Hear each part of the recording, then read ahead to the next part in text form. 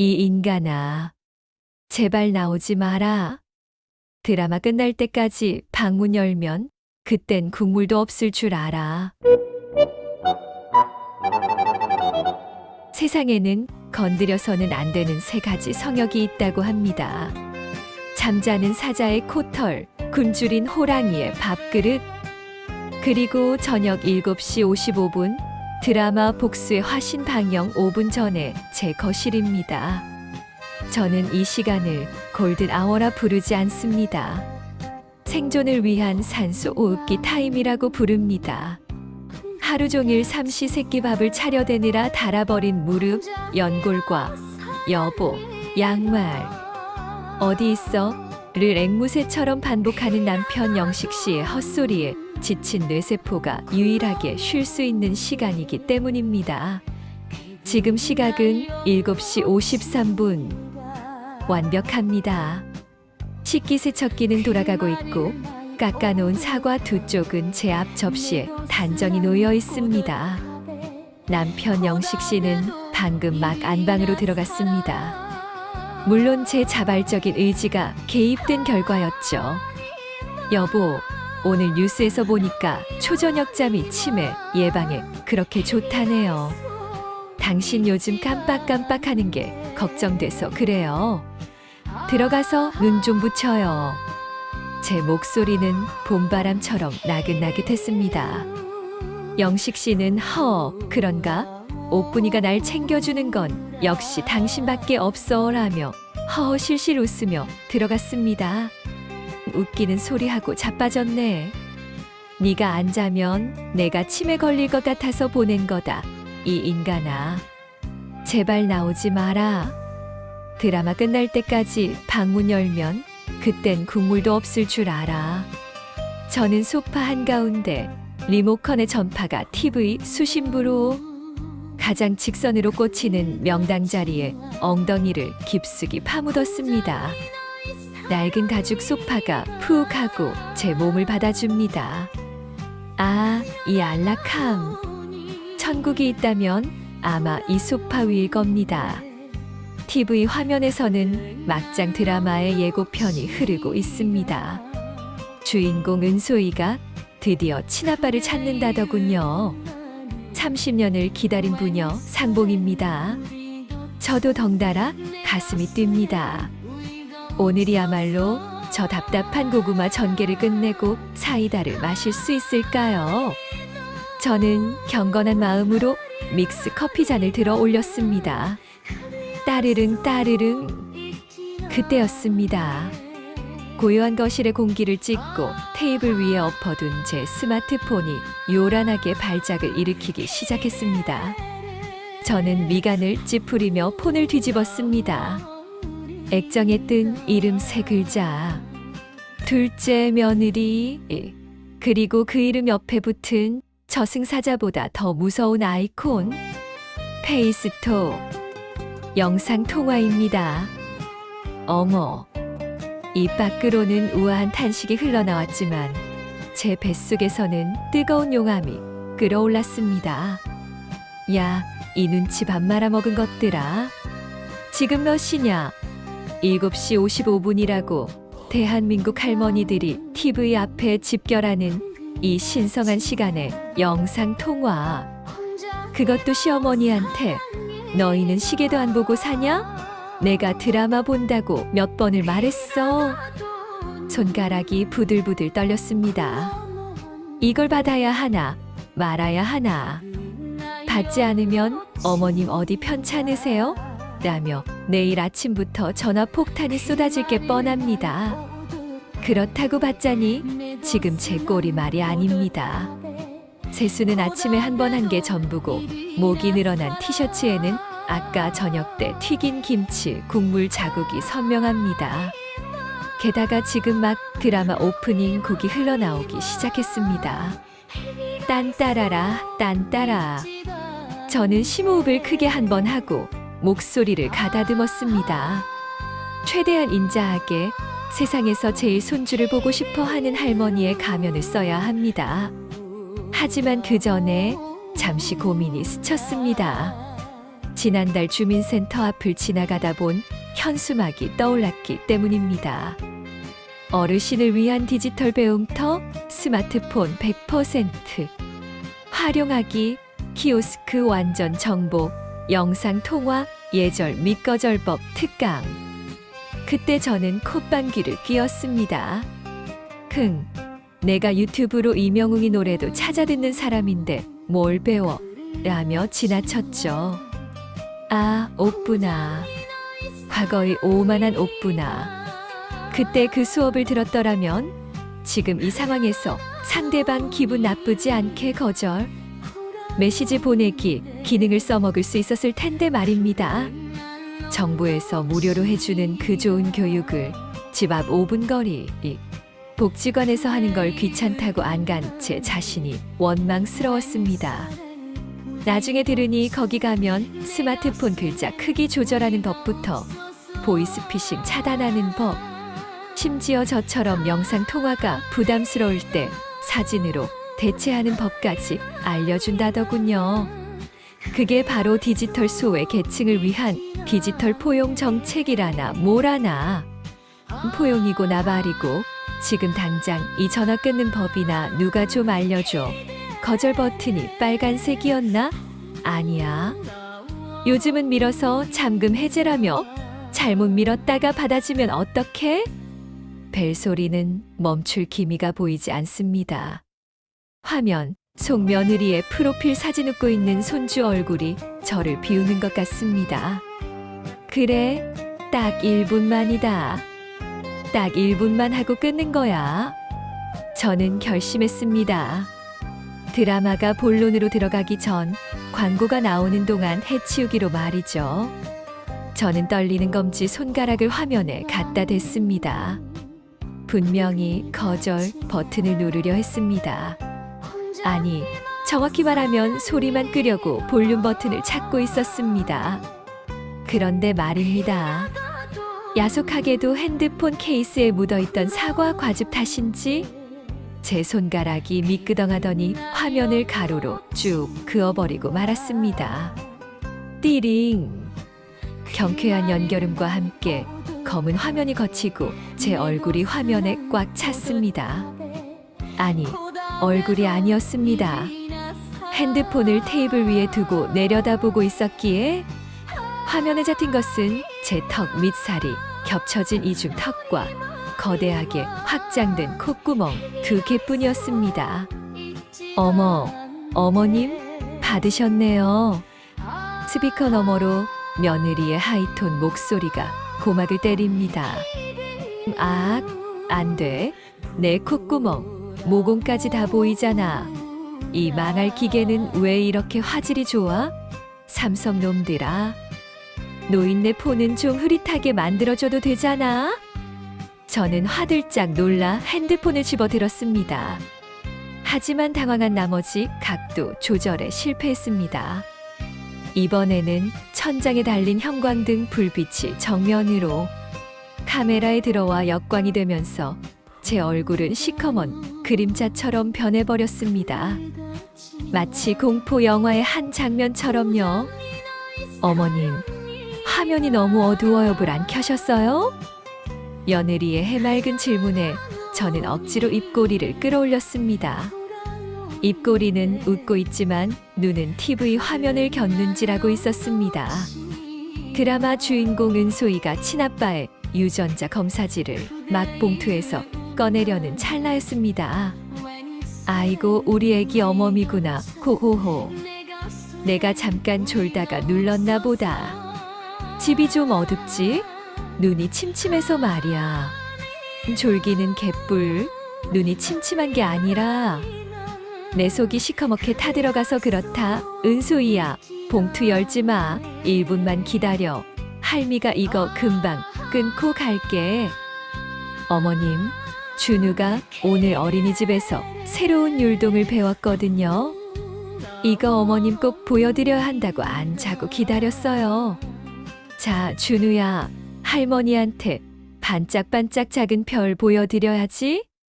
화면 속에서 5살 배기 손주 녀석이 콧물을 훌쩍이며 등장합니다.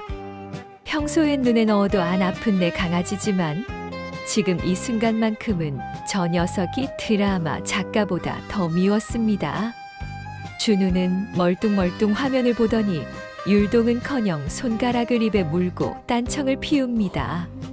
준우야 얼른 반짝반짝. 며느리가 아이를 채근합니다. 아이는 요지부동입니다. 시간은 7시 58분. 드라마 타이틀 로고가 뜨고 있습니다. 아이고 우리 준우가 부끄러운가 보다. 다음에 보면 되지. 애 피곤한데 얼른 재워라. 저는 다급하게 마무리를 시도했습니다. 아니에요 어머님, 얘가 금방 해요. 잠시만요. 준우야, 엄마가 사탕 줄게. 응? 야, 이 며느리야. 애가 안 한다잖아. 싫다잖아. 쟤도 알 권리가 있고 쉴 권리가 있어. 그리고 나도 볼 권리가 있다고. 사탕은 네가 먹고 제발 좀 끊어. 그때였습니다. 안방문이 벌컥 열리더니 연닝구 바람의 배를 벅벅 긁으며 영식 씨가 걸어 나왔습니다. 누구요? 오뿐이 누구랑 얘기해? 밥도 없어? 출출한데 라면 하나만 끓여줘. 이 눈치 없는 영감탱이가 기어이 사고를 칩니다. 카메라 앵글은 정확하게 영식 씨의 늘어진 런닝구와 불룩 튀어나온 배, 그리고 엉덩이를 긁고 있는 손을 포착했습니다. 어머, 아버님! 며느리가 비명을 지르듯 외쳤습니다. 저는 순간 정신이 아득해졌습니다. 드라마 속 은소희가 유전자 검사 결과를 보고 아빠 하고 외치는 소리와 며느리의 아버님 소리가 돌림 노래처럼 귓가에 윙윙거렸습니다. 이 평화롭던 저녁, 제 존엄과 휴식은 저 스마트폰이라는 작은 기계 앞에서 산산조각이 나고 있었습니다. 에라이 모르겠다. 이번 생은 망했어. 복지관 디지털 수업이고 뭐고 그냥 저 폰을 변기에 넣고 물을 내려버렸어야 했어. 하지만 이건 고작 서막에 불과했습니다. 저는 몰랐습니다. 제가 당황해서 누른 화면 속 버튼 하나가 저를 선글라스 낀 고양이로 변신시켜 며느리에게 생중계하게 될 줄은 말입니다. 화면 속에 저는 웬 분홍색 선글라스를 낀 고양이가 되어 입을 벙긋거리고 있었고, 그 꼴을 본 5살 배기 손자는 자지러지게 웃으며 화면에 대고 침을 튀겨가며 소리를 질러댔습니다. 며느리는 어머님, 완전 신세대세요. 필터 쓰실 줄 아시는구나 라며 배를 잡고 웃는데, 저는 식은땀이 등줄기를 타고 흐르는 와중에도 입가에 경련이 일어날 듯한 온화한 미소를 억지로 유지해야만 했습니다. 아이고, 우리 강아지가 좋아하니 할미도 좋구나. 이게 저절로 이렇게 되네? 허허. 마이고 두이야. 이게 무슨 개망신이냐. 당장 끄고 싶은데 X표가 어디 붙어 있는지 보여야 끄지. 놓아놓은 것도 서러운데 글씨는 왜 이리 깨알 같은지. 스티브 잡스인지 뭔지 하는 양반은 돋보기 안 쓰고 살았나? 그 난리통의 화면 구석으로 불쑥 튀어나온 아들 녀석의 얼굴이 보였습니다. 제 어미가 고양이 꼴을 하고 쩔쩔매는 건 보이지도 않는지 대뜸한다는 소리가 가관이었습니다. 엄마, 저번에 보낸 파김치 다 먹었는데 이번엔 좀 덜 맵게 해서 보내주면 안 돼? 지수가 매운 걸 잘 못 먹어서. 오냐? 그래? 우리 며느리 입맛에 맞춰야지. 이번 주말에 담가서 택배로 붙여주마. 이 썩을 놈아. 지 마누라 입은 챙기면서 지 어미 손목 나가는 건 안중에도 없이. 파 다듬다가 내 눈물 콧물 쏟는 건 생각도 안 나냐? 니들은 손이 없냐 발이 없냐. 사 먹어라 제발 좀. 간신히 붉은색 종료 버튼을 찾아내 통화를 끊고 나니 거실 소파와 한 몸이 되어 텔레비전 리모컨을 만지작거리는 남편이 눈에 들어왔습니다. 삼식이도 모자라 간식까지 챙겨 먹는 종갓나 새끼라는 별명을 제가 속으로만 지어 부른 지 10년째입니다. 그는 제가 방금 겪은 디지털 수모는 안중에도 없다는 듯 텔레비전 화면에서 눈을 떼지 않은 채 툭하니 한마디를 던졌습니다. 임자, 과일 좀 없나? 입이 심심한데 배 좀 깎아와 봐. 순간 제 아내 옥분 씨가 뒷목을 잡고 쓰러질 뻔했지만 저는 깊은 숨을 들이쉬며 냉장고 쪽으로 발걸음을 옮겼습니다. 네, 여보. 시원하게 깎아드릴게요. 우리 영감님 비타민 드셔야죠. 네 손은 장식이냐? 리모컨 누를 힘은 있고 냉장고 문 열 힘은 없어? 내가 전생에 무슨 나라를 팔아먹어서 저런 상전을 모시고 사나. 아주 소파에다 본드를 발라버리든가 해야지 원. 배를 깎는 칼질 소리가 도마 위에서 유난히 크게 울렸습니다. 밖에서는 스마트폰 하나 제대로 못 다뤄 고양이 꼴이 되고 집 안에서는 다 큰 자식 뒷바라지에 손 하나 까딱 안 하는 남편 수발까지 들고 있자니 문득 서러움이 북받쳐 올랐습니다. 세상은 최첨단으로 변해가는데 나만 구석기 시대에 멈춰서 맷돌이나 돌리고 있는 기분이랄까요.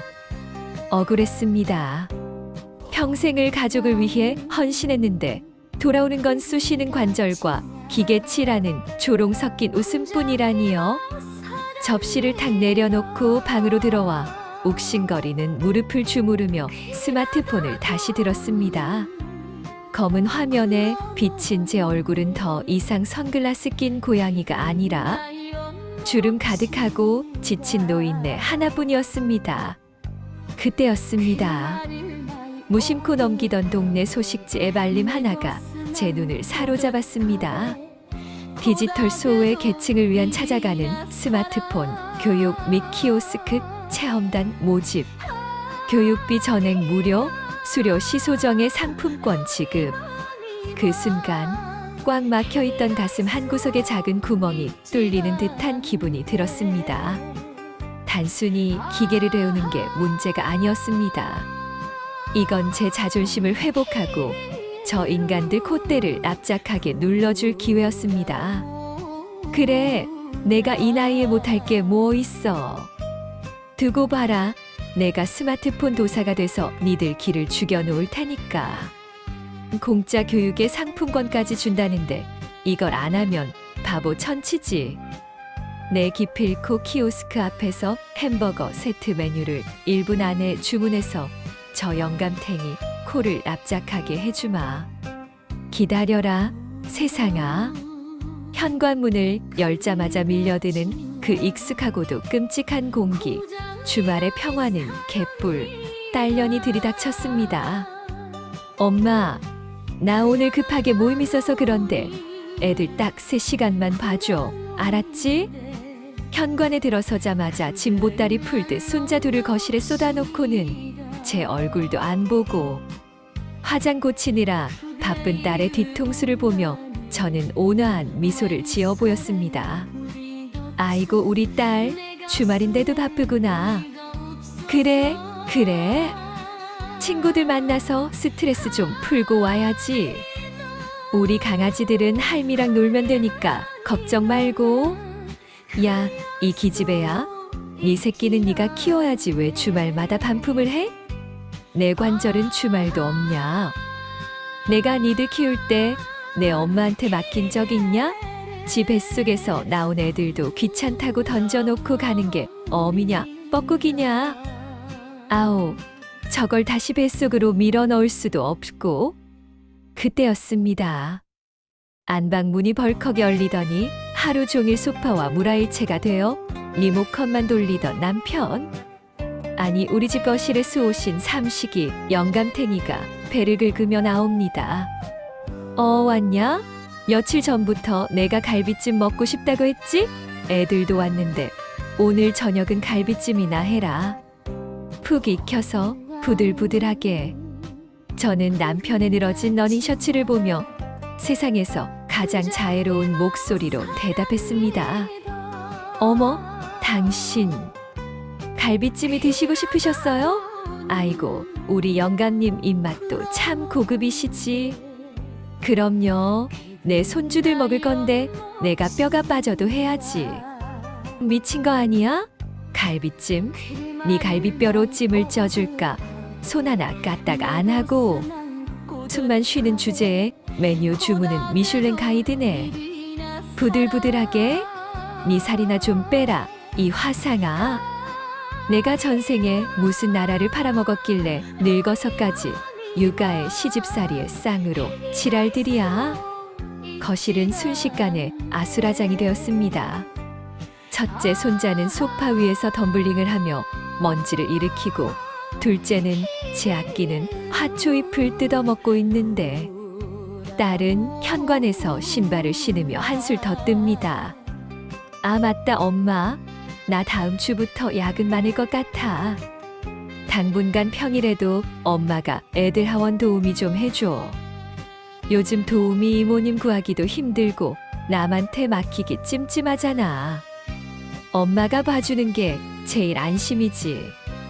순간 제 안의 퓨즈가 탁 하고 끊어지는 소리가 들렸습니다. 억울함이 목구멍을 타고 올라와 명치를 강타했습니다.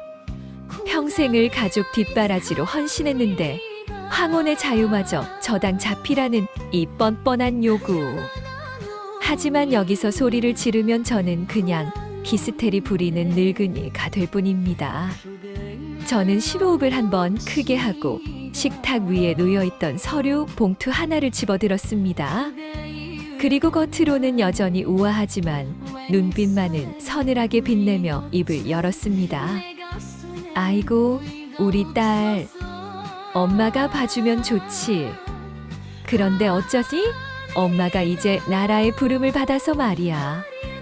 딸과 남편이 동시에 눈을 동그랗게 뜨고 저를 쳐다봤습니다. 저는 봉투에서 빳빳한 종이 한 장을 꺼내 식탁 위에 탁 내려놓았습니다. 이게 뭐냐면 노인 일자리 및 사회활동 지원 사업 합격 통지서란다. 엄마 다음 주부터 공공기관에서 행정도우미로 출근해. 하루 3시간씩 꼬박꼬박 내 월급 받으러 나간다고. 그리고 이건 너를 위한 선물이다. 저는 또 다른 팸플릿 하나를 딸의 손에 쥐어주었습니다. 정부에서 지원하는 아이돌봄 서비스 안내문이었습니다. 엄마, 이게 뭐야? 나보고 모르는 사람 쓰라고? 딸이 인상을 찌푸리자 저는 드디어 거치대를 벗어던지고 팩트 폭격을 시작했습니다. 목소리는 차분했지만 내용은 뼈를 때리는 묵직한 돌직구였습니다. 얘야, 잘 들어라. 세상에 공짜는 없다. 내가 안심하고 맡길 수 있는 건 내 희생이 아니라 국가가 보증하는 시스템이야. 이 아이돌봄 서비스 소득 수준에 따라 정부가 이용 요금을 최대 85%까지 지원해 준단다. 전문 교육받은 선생님들이 오셔서 밥 챙겨주고 놀아주고 하원까지 다 해주는데 왜 굳이 무릎 연골 다 달아빠진 늙은 어미를 찾니? 내가 너 키울 때랑 세상이 달라졌어. 정부에서 돈 대주겠다는데 왜 안 써? 그거 안 쓰는 게 바보야. 그리고 당신.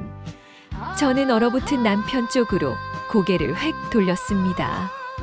갈비찜 먹고 싶으면 당신이 핏물 빼고 양념 재워. 요즘 남자 어르신 요리 교실도 복지관에 공짜로 열려 있어. 거기 가서 좀 배워. 나 이제 내 인생 살러 나갈 거니까 내 밥상 기다리지 마소. 내 관절은 이제 파업이야. 국가가 나더러 일하러 나오라는데 집구석에서 밥이나 하고 있을까? 아, 시원하다. 들었냐? 나 이제 출근하는 여자야. 니들 밥 해주고 똥 기저귀 갈아주는 무보수 노동자는 오늘부로 사직서 냈다. 억울해서 못 살겠더니 이제야 좀 살 것 같네. 내 등골 빼먹을 생각 말고 나라에서 주는 혜택이나 쏙쏙 빼먹어라. 이것들아, 9, 10년 묵은 체증이 다 내려가네. 딸은 멍하니 팸플릿을 내려다보고 있었고 남편은 입을 벌린 채 아무 말도 못했습니다. 그 정적 속에서 저는 핸드백을 챙겨 들었습니다. 제 인생의 이막, 아니 진짜 황금기는 바로 지금 이 문을 박차고 나가는 순간부터 시작될 테니까요. 그렇게 비장한 각오로 현관문 손잡이를 잡았습니다. 마치 독립선언문을 낭독한 투사처럼 가슴이 웅장해졌고 등 뒤에서 후광이 비치는 듯한 착각마저 들었습니다. 이제 이 문만 열면 나는 누군가의 아내도 누군가의 할미도 아닌 온전한 나로 다시 태어나는 겁니다. 도가니가 시큰거려도 영혼만은 청춘인 자유로운 영혼 바곡분이 되는 순간이었지요. 그런데 그 찬란한 탈출의 순간에 등 뒤에서 들려온 소리는 제 비장함을 와장창 깨부수는 망치 소리 같았습니다. 여보, 저녁은 국 끓여놨어? 소파와 한 몸이 되어 리모컨만 까딱거리는 그 인간, 아니 우리 바깥 양반의 목소리였습니다. 순간 잡고 있던 문고리를 뽑아서 던져버리고 싶은 충동이 일었지만 저는 20년 차 베테랑 연기자 못지않은 우아한 미소를 지으며 천천히 고개를 돌렸습니다. 아유, 영감도 참. 밥솥에 밥 가득하고 냉장고에 반찬 소분해뒀어요. 전자레인지에 2분만 돌리면 되는데 그게 뭐 어렵다고 그러세요. 다녀올게요. 목소리는 꾀꼬리처럼 상냥했지만 제 속에서는 이미 불지옥이 열리고 있었습니다. 이 화상아, 손이 없냐 발이 없냐, 전자레인지 버튼 누르는 게 무슨 핵미사일 발사 버튼 누르는 거냐? 밥 차려줘, 국 데워줘, 아주 그냥 씹어서 입에 넣어달라고 하지 그러냐? 내가 전생에 무슨 나라를 팔아먹었길래? 저런 삼식이를 상전으로 모시고 사나 몰라? 내 관절이 파업을 선언한 지가 언젠데 아직도 밥 타령이야. 밥 타령은? 저는 대답을 듣기도 전에 황급히 도어락을 열고 밖으로 튀어나왔습니다. 엘리베이터 거울에 비친 제 모습은 꽤 그럴싸했습니다. 딸내미가 사준 베이지색 트렌치 코트에 목주름을 가려줄 화사한 스카프까지 둘렀으니 누가 봐도 교양 넘치는 은퇴한 사모님 아닙니까? 하지만 엘리베이터 문이 닫히자마자 저는 깊은 한숨을 토해냈습니다. 사실 갈 곳이라곤 딱히 없었습니다. 친구들은 손주 보느라 코빼기도 보기 힘들고 문화센터, 노래, 교실은 내일이나 되어야 열리니까요. 정처 없이 아파트 단지를 걸어 나오니 찬바람이 굽기 쳐왔습니다. 무릎이 시큰거리는 걸 보니 내일 비가 오려나 봅니다. 그러다 문득 지갑 속에 고이 모셔둔 어르신 교통카드가 생각났습니다. 지하철이 공짜라는 그 카드, 나라에서 주는 유일한 위로이자 제 탈출구였지요. 그래, 어디든 가보자. 이놈의 집구석만 아니면 거기가 천국이지. 저는 지하철역으로 향했습니다. 개찰구에 카드를 댈 때 삑 하고 울리는 소리가 마치 옥군 씨 탈출을 축하합니다 하는 팡파르처럼 들렸습니다. 정해진 목적지는 없었습니다. 그냥 춘천행 전철에 몸을 실었습니다. 창밖으로 스쳐 지나가는 풍경을 멍하니 바라보다가 문득 배에서 꼬르륵 소리가 났습니다. 아까 그 인간 밥 타령의 홧김에 나오느라 점심도 거른 게 생각난 겁니다. 결국 제가 도착한 곳은 춘천의 어느 멋진 호수가 보이는 카페가 아니라 역 근처 편의점 앞 플라스틱 테이블이었습니다. 혈당 관리하라고 의사 선생님이 신신당부했지만 오늘만큼은 그 잔소리도 사치였습니다. 저는 편의점에서 제일 달달해 보이는 크림빵 하나와 믹스커피 맛이 나는 캔커피를 샀습니다. 아이고, 날씨 좋다. 이런 게 신선 노름이지. 지나가는 등산복 차림의 행인들을 보며 짐짓 여유로운 척 혼잣말을 뱉었지만 빵 봉지를 뜯는 손길은 맹수처럼 사나웠습니다. 혈당이 문제냐, 스트레스가 문제지. 당장 내가 터져 죽게 생겼는데 의사 양반이 내 속을 알기나 해? 오늘만 먹고 죽자. 달다, 달아. 이게 바로 내 인생의 꿀맛이다. 영감탱이는 지금쯤 찬밥에 물 말아 먹고 있으려나? 쌤통이다. 크림이 잔뜩 든 빵을 한 입 크게 베어 물자 입안 가득 퍼지는 설탕의 맛에 억울했던 마음이 사르르 녹아내렸습니다. 우아한 트렌치 코트를 입고 편의점 앞 가니 의자에 쭈그려 앉아 1,500원짜리 빵을 우적우적 씹어 먹는 이 모습. 남들이 보면 철양 맞다 할지 몰라도 저한테는 이 순간이 그 어떤 호텔 뷔페보다 완벽한 소확행이었습니다. 입가에 묻은 크림을 혀로 쓱 핥으며 저는 생각했습니다. 인생 뭐 있나요? 삼식이 남편 피해 나와서 먹는 빵 한 조각이면 그게 바로 황금기인 거지요. 입가에 묻은 단팥 앙금을 휴지로 톡톡 닦아내며 창밖을 봅니다. 달달한 빵이 식도로 넘어가니 꽉 막혔던 속이 이제야 좀 풀리는 것 같습니다. 집구석에 있는 그 양반, 삼식이 남편은 지금쯤 냉장고 문을 열었다 닫았다 하며 잃어버린 식욕을 찾고 있겠지요. 저는 우아하게 커피 잔을 내려놓으며 생각합니다. 그래, 인생 뭐 있나요? 남이 차려주는 밥이 제일 맛있고 남편 없이 먹는 간식이 보약인 법입니다. 아유, 그래도 우리 영감님이 건강하시니 삼시세끼 꼬박꼬박 챙겨 드시는 거지요. 식욕이 복이라는데 얼마나 감사한 일입니까? 호호호, 식욕이 복은 무슨, 그건 재앙이야. 냉장고가 무슨 보물창고냐?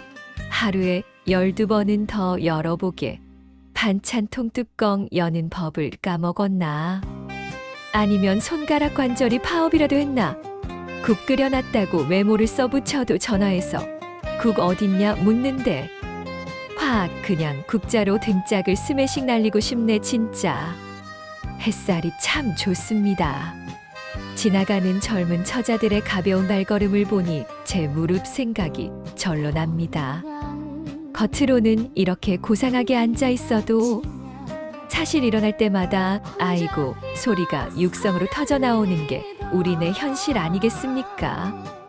남들은 우리더러 인생의 황금기라며 이제부터 진짜 삶을 즐길 때라고 위로하듯 말합니다. 그 말을 들을 때마다 저는 인자한 미소를 지으며 고개를 끄덕여 주지요. 맞아요. 자식들 다 키워놓고 이제 오롯이 나를 위해 사는 이 시간이 진짜 황금기지요. 늙는 게 아니라 익어가는 거라잖아요. 익어가긴 개뿔, 사가가고 있다. 사가가고 있어? 황금기는 무슨 온몸이 쑤시는 통증기지. 비 오기 전날이면 기상청 슈퍼컴퓨터보다 내 허리가 더 정확한데? 이게 황금기면 나는 차라리 도금이라도 벗겨지고 싶다. 내 관절은 이미 정년 퇴직하고 연금 달라고 시위 중이라고. 그래도 어쩌겠습니까? 삐걱거리는 몸뚱어리라도 잘 달래서 데리고 살아야지요. 늙음이라는 게 피한다고 피해지는 소나기도 아니고 그저 우산 하나 잘 챙겨 쓰고 뚜벅뚜벅 걸어가는 수밖에요. 저는 핸드백을 열어 주섬주섬 약통을 꺼냅니다. 알록달록한 알약들이 참 예쁘기도 하지요. 예전에는 친구들과 만나면 술잔을 부딪히며 위하여를 외쳤지만 이제는 이 알약들이 우리의 술이고 안주입니다.